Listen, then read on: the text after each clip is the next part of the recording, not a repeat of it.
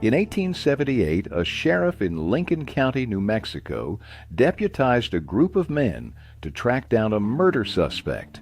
Within 60 days, 3 of those deputies had themselves been killed, 2 others were facing criminal charges in a separate jurisdiction, and the sheriff who had appointed them was under investigation for accepting payments from the same cattle syndicate that had ordered the original murder.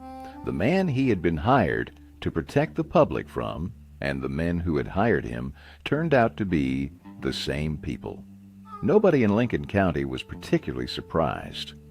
Welcome to Mystery Wild West. If you are new here, we tell the history of the frontier the way it actually happened, without the clean lines and the heroic framing that the movies put around it. If that is the kind of history you want, subscribe now. There is a great deal more of it waiting. Now, the sheriff. Of all the figures the Wild West mythology has produced, none has been more carefully constructed, more consistently idealized, and more thoroughly separated from the complicated reality of what that job actually was. He stands at the center of the frontier story, the way a fixed star stands at the center of a constellation. Everything else orbits him. The outlaws are defined by their opposition to him. The townspeople are defined by their dependence on him. The landscape itself seems organized around the question of whether he will prevail. We know exactly what he looks like. The wide-brimmed hat worn with a particular kind of authority, the star on his chest, catching the light, the measured walk, the calm that does not break under pressure. He is the man who brought order to a lawless land through some combination of courage, integrity, and moral force that ordinary men could not summon. That figure is a construction, a useful one, as we will see, but a construction nonetheless, built on a reality that was considerably more complicated, considerably more mercenary, and considerably more human than the legend allows. Here's the question we are going to spend this story answering. Not whether frontier sheriffs were brave, because some clearly were. Not whether law enforcement on the frontier served any useful purpose, because it clearly did. The real question is this: who did the frontier sheriff actually work for? And was the answer to that question the same as the answer the myth provides? Hold that question. We are going to build toward the answer carefully, because the answer requires understanding the system that produced the sheriff in the first place. Let us start at the beginning, before the badge, before the office, before any of the institutional apparatus that the word sheriff implies. The first form of order in any frontier boomtown was not formal law. It was not a sheriff elected by the community to serve the community's interests. It was something rawer and more direct. It was the collective will of whoever happened to have the most guns and the most willingness to use them, organized informally around the economic interests of whoever had the most to lose from disorder. Vigilante committees. The word sounds dramatic, which is part of why the mythology has sometimes treated them as a kind of rough but honest precursor to proper law. Men of the frontier making do with what they had, delivering justice in the absence of courts and judges. The image is of ordinary citizens, shopkeepers and miners and ranchers, rising up collectively to protect their community. The reality was more specific. Vigilante committees in frontier towns were almost universally organized and controlled by the men with the greatest economic stake in the community's stability. The mine owners, the large-scale ranchers, the merchants who had extended credit to half the town and needed to be repaid. These were not ordinary citizens rising up. These were economic interests protecting themselves through organized extra-legal force. That distinction matters enormously. Because when formal law eventually replaced the vigilante committees, it did not replace the underlying power structure. It formalized it. The sheriff was, in most cases, not an independent figure standing between the powerful and the powerless. He was an instrument of the powerful, given a badge and a legal mandate to do more efficiently what the vigilante committee had been doing informally. Now here is something specific that challenges the entire framework of the sheriff as public servant. In most frontier counties, the sheriff was not primarily a law enforcement officer in the sense we understand that term today. His primary legal function, the one that the law actually defined and that his office was largely organized around, was tax collection. Tax collection. Not gunfighting, not maintaining order in saloons, not tracking outlaws across the desert, collecting property taxes, collecting business taxes, serving civil legal processes, managing the county jail, which was an administrative function as much as a punitive one. A significant portion of a frontier sheriff's working time was spent on paperwork, on serving court documents, on managing financial accounts, on the bureaucratic infrastructure of county government.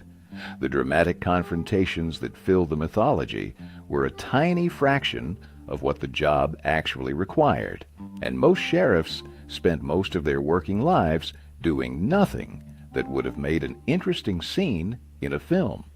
But the tax collection function is more important than it might seem, because it tells us where the sheriff's power actually came from and where his loyalties were practically directed.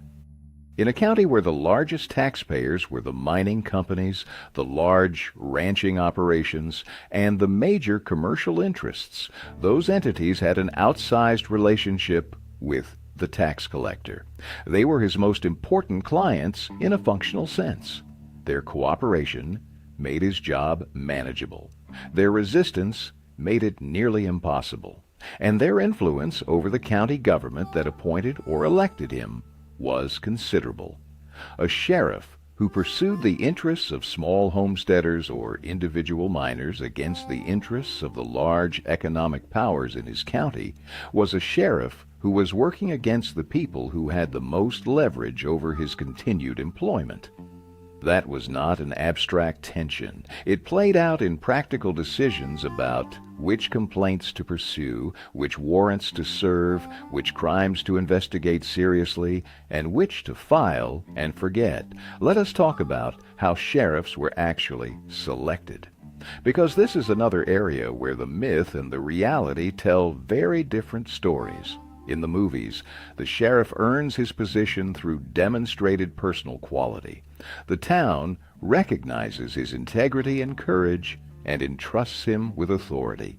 Or he arrives in a troubled town and takes the job because the job needs doing, and he is the man to do it. In practice, frontier sheriffs came to their positions through a combination of political appointment and popular election that had very little to do with demonstrated integrity and considerable to do with political connections and the backing of influential interests. In territories that had not yet achieved statehood, sheriffs were often appointed by territorial governors, who were themselves political appointees of the federal government. The qualifications required were minimal or non-existent in the formal sense. A man needed to be able to read well enough to manage documents, to ride, to handle a weapon, and to have the support of whoever controlled the appointment. Where sheriffs were elected, the campaigns for those elections looked much like other political campaigns of the era. Men with money supported candidates who would protect their interests. Candidates made promises. Alliances were formed. The man who won was not necessarily the most qualified or the most honest. He was the one with the strongest political backing and the most effective campaign. The result was that frontier sheriffs were, as a class, political figures first. law enforcement officers second, and the politics that put them in office were the politics of economic interest, not of community justice. Here is something that resets the picture almost completely, and it is a fact that the mythology has been extremely careful to avoid acknowledging. Many of the most famous names in frontier law enforcement were, at various points in their careers, on the wrong side of the law. Not as a matter of disputed interpretation. As a matter of documented record, men who wore badges in one jurisdiction were wanted in others. Men who served as marshals or sheriffs at one point in their lives had served as outlaws, gamblers, con men, or hired guns at other points. The movement between legal and illegal activity was not unusual. It was common enough that contemporaries largely took it for granted. Why? Because the skills that made a man effective as a frontier law officer were the same skills that made a man dangerous as a frontier criminal. Comfort with violence, willingness to act decisively in confrontational situations, familiarity with the criminal world, its methods, its personnel, its geography, a reputation that made other men cautious. A town hiring a sheriff was not looking for a man of spotless virtue. It was looking for a man who could do the job. And doing the job in a frontier environment required a specific kind of toughness that was most reliably found in men who had already demonstrated it in contexts that were not always legal. This created a category of men who moved back and forth across the line between lawman and criminal, depending on opportunity and circumstance. Men who wore a badge when the pay and the politics suited them and put it down when they did not. Men who used their law enforcement positions to settle scores, to accumulate personal wealth, or to protect specific interests that had nothing to do with public safety. Think about that for a moment, because it changes how we understand every famous confrontation, every legendary arrest, every celebrated act of frontier justice that the mythology has handed down to us. When we learn who actually had the badge and who actually had the gun, the moral categories that the story depends on start to look much less stable. Now let us talk about the job itself, not the legend of it. The daily physical reality of what a frontier sheriff was expected to do with the resources he actually had. A frontier county could cover thousands of square miles. In some western territories, a single county was larger than several eastern states combined. The sheriff, responsible for law enforcement in that county, had, in the typical case, a small number of deputies, usually between 2 and 6, and a collection of horses that were good only when they were healthy and well fed, which in the financial conditions of most frontier county governments was not guaranteed. Communication across those distances was whatever a rider on horseback could carry. A crime committed 40 miles from the county seat might not be reported to the sheriff's office for 3 days. By the time he organized a pursuit, the people responsible could be in a different territory entirely. The jurisdictional boundaries that divided territories and states were real barriers to law enforcement pursuit, and experienced criminals used them deliberately and effectively. The jail. This is another image that the mythology has tidied up considerably. We picture a solid structure, bars, a lock, a space where a prisoner could be held securely until justice could be organized. Many frontier jails were wooden. Some were converted storage rooms with a padlock on the door. Some were simply the closest thing to a secure room that happened to be available in a town that had not yet built a proper facility. Escapes from frontier jails were not particularly rare because frontier jails were not particularly secure. a determined man with time and basic tools could often get out of them without extraordinary effort. When proper jails were eventually built, they were built with county funds that were perpetually limited and perpetually contested. The sheriff, who wanted a more secure facility, had to make that argument to a county commission that also needed roads, bridges, and administrative buildings, and had money for approximately none of the things it needed. The practical limitations of the job meant that a frontier sheriff's effectiveness depended heavily on factors outside his control, on whether the people in his county were willing to provide information about crimes, on whether local business owners were willing to extend credit for supplies during the stretches when county funds ran short, on whether the territorial or state government was willing to back him up when a situation exceeded local capacity.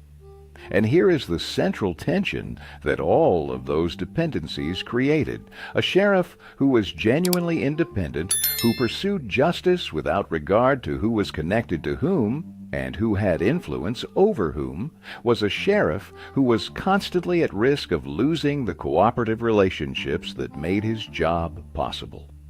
The moment he moved against the interests of a major local employer, or pursued a case that embarrassed a politically connected family, or took a position on a dispute that aligned him with the powerless against the powerful, he was working against the practical foundations of his own effectiveness. Most sheriffs resolve this tension the way most people resolve impossible tensions, by not addressing it directly. By pursuing the cases that were safe to pursue, handling the complaints that came from people with enough social standing to matter, and quietly declining to prioritize the problems of people who had neither political connections nor economic leverage. This was not unique to the frontier. It is how institutional power has operated in most places in most times. But on the frontier, where the myth was simultaneously being constructed around the idea of the incorruptible lawman, the gap between the performance and the practice was unusually wide. Let us talk about one specific aspect of the sheriff's work that the mythology has rendered almost entirely invisible: labor disputes. The frontier West was not just a landscape of cattle drives and gold strikes.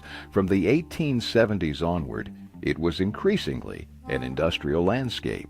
Hard rock mines employing hundreds of men, railroad construction employing thousands, large ranching operations employing seasonal workforces.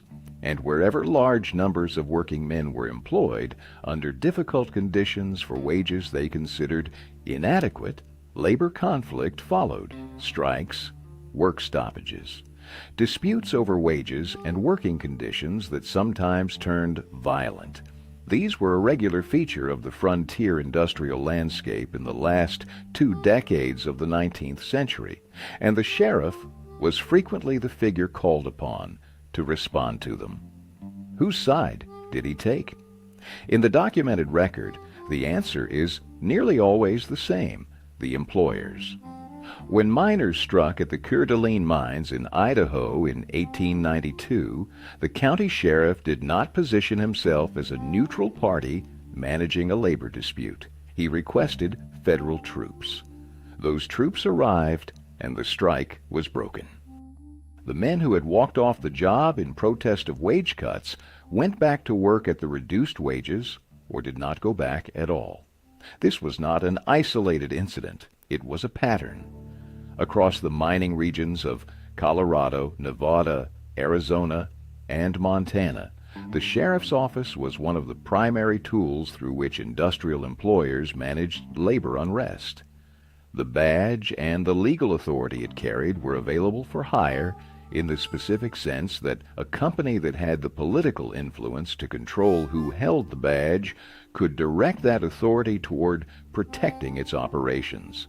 That is a long distance from the image of the lawman as the protector of ordinary people against powerful interests. It is, in fact, almost precisely the opposite. And yet it is what the documented record consistently shows. Here is something worth sitting with quietly for a moment. Consider a homesteader in western Kansas in 1879. He has filed his claim under the Homestead Act. He has spent 2 years breaking ground, building a structure, planting crops. His neighbor, a large ranching operation, disputes his claim to the water rights along the creek that runs through both properties. The rancher has political connections. He has contributed money to the campaigns of county officials. The homesteader has a valid legal claim and no political connections whatsoever. He goes to the sheriff. What happens? In the mythology, the sheriff hears both sides, determines the law, and enforces it. Justice is done. The small man is protected. In the documented record of similar disputes across the frontier, the outcome was considerably less certain. The sheriff might investigate. He might find reasons to delay. He might determine that the dispute was a civil matter outside his jurisdiction. He might, in cases where the pressure was direct enough, find ways to make life difficult for the homesteader until the dispute was resolved in favor of the rancher. None of this required explicit corruption in the simple sense of money changing hands, though that happened too. It only required a man with a badge making practical decisions about where his interests lay and whose goodwill he needed to maintain. The small homesteader was not a political force. The large ranching operation was. The calculation, for most sheriffs in most frontier counties, was not a difficult one. We are getting now to something that the mythology works very hard to prevent us from seeing clearly. And that is the question of what the sheriff actually was as a social institution, as opposed to what the legend says he was. The frontier sheriff was, in most documented cases, a figure who served a specific function in the organization of power in a developing society. He was the armed face of property rights, the man whose job was to protect the economic order that the most powerful interests in his county had established and wanted to maintain. That sounds harsh. It is meant to be accurate, not harsh, because this function was not disguised exactly. It was simply not the function that the mythology chose to emphasize. Property rights enforcement on the frontier mattered enormously. A developing economy cannot function without some reliable system for establishing who owns what and protecting those ownership claims against challenge. The sheriff was central to that system. And that system, whatever its limitations, made the economic development of the West possible in a way that pure vigilantism could not have sustained. So the sheriff was not simply a corrupt figure. He was not simply hired muscle with a badge. He was a complicated institutional actor in a complicated environment, serving real functions that had real value, while simultaneously serving specific interests that were not the interests of everyone he nominally protected. That is the reality. It fits no simple category. It does not make a clean story with a clear moral. And that is precisely why the mythology replaced it with something simpler. Here is a question worth thinking about. If you had been a small farmer or a laboring miner in a frontier county in 1880, and you had a serious problem, and the sheriff was the only institutional authority available to you, would you have trusted him? Think about that honestly, not with the mythology's version in your mind. With everything we have laid out here, the answer, for most people in those circumstances, was a cautious and contingent one. The sheriff might help. If your problem aligned with his interests and his patron's interests, he was likely to help. If it did not, the calculation was less clear. That conditional trust was not cynicism. It was experience. frontier communities were not naive about the limitations of their law enforcement. They saw the appointments made for political reasons. They saw the disputes handled selectively. They saw who got help when trouble came and who was told to manage for themselves. They built their lives accordingly. They relied on community networks, on neighbors, on church connections, on family relationships, on the informal, mutual aid structures that any community develops when it cannot fully rely on formal institutions. The sheriff was one resource among many, available under certain conditions, unreliable under others. That picture is considerably more human and considerably less dramatic than the mythology. It is also considerably more honest. Let us spend a moment on the violence that did attach to the sheriff's office, because it was real and it deserves honest examination. Frontier law enforcement was genuinely dangerous. Not as dangerous as the mythology suggests in its theatrical way, but dangerous in the specific practical sense that the job sometimes required confronting men who were willing to use force and had nothing to lose by using it.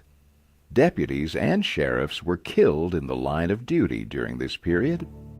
The numbers are not large by the standards of mythology, which implies constant mortal danger, but they are real. Men went to arrest suspects and did not come back. Men served warrants in situations where the person receiving the warrant had decided that resistance was preferable to whatever legal consequence waited on the other side of it. The violence of frontier law enforcement was not the choreographed confrontation of the films. It was the sudden, close-range, unpredictable violence of men in difficult situations making fast decisions. It was frightening in the way that real violence is frightening, not dramatic in the way that performed violence is dramatic. And the men who did this work lived with that reality every working day, not with cinematic tension, with the ordinary anxiety of a job that sometimes turned dangerous without warning, in environments where backup was hours away and medical care was days away, and the difference between a successful arrest and a killing could be a decision made in 2 seconds. That deserves acknowledgement. The mythology has taken that real physical courage and real practical danger and converted it into something theatrical and clean. In doing so, it has both honored and distorted the men who actually did the work. Now here is the final piece of this picture, and it is the piece that ties everything together. The mythology of the frontier sheriff was not created by accident. It was not simply the natural cultural response to interesting historical material. It was, in significant part, a deliberately constructed narrative that served specific purposes for the society that created it. The dime novels that began circulating in the 1860s needed heroes. Simple, legible heroes that their readers could understand and root for. The frontier sheriff, stripped of his political complications and his economic allegiances and his selective enforcement and his ambiguous personal history, was ideal raw material for that hero. The political culture of the post-war United States needed a certain kind of story about the West, a story in which the expansion of American civilization across the continent was a heroic project led by heroic individuals, in which the displacement of other peoples and the extraction of resources was rendered as the natural consequence of brave men bringing order to wilderness. The incorruptible sheriff was a necessary character in that story, and the economic interests that controlled much of the West had every reason to prefer a mythology that showed their paid enforcers as public heroes rather than private security forces with legal authority. A sheriff who was perceived as the community's protector was more effective and more legitimate than a sheriff who was perceived as the mine owner's hired man with a badge. All of those forces pushed in the same direction. toward simplification, toward heroism, toward the image that is now so deeply embedded in the cultural memory of the American frontier that it takes considerable effort even to see it as a construction. The reality we have been examining today is not a story of simple corruption. It is not a story of bad men in badges. It is a story of an institution that served real functions under real constraints, shaped by the power dynamics of its time, performing a version of justice that was genuine within its limits while remaining systematically unavailable to the people who most needed it. That is harder to put on a poster. It does not fit a 2-hour film.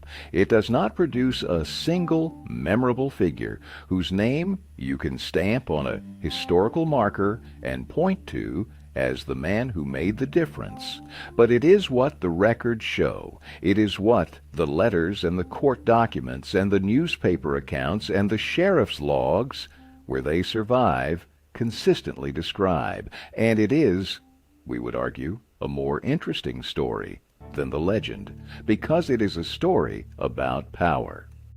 About how authority gets organized in a developing society, and whose interests it serves, and what that means for the people living within it. Those are questions that did not stop being relevant when the frontier closed. They are questions that have never stopped being relevant.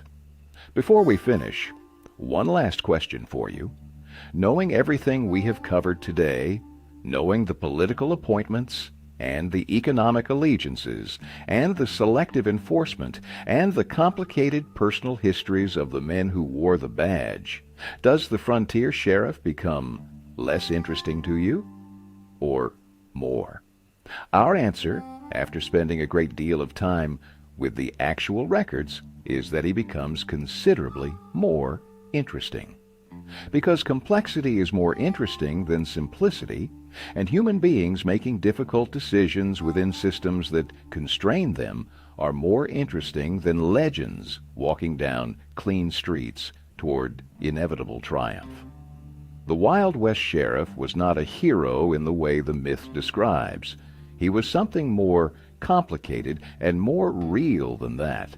A man with a job, working within a system, serving interests that were sometimes the community's and sometimes were not, navigating pressures that the mythology has never acknowledged, and doing it in conditions that were genuinely hard. That is the honest story, and the honest story is always worth telling. This is Mystery Wild West. Stay with us.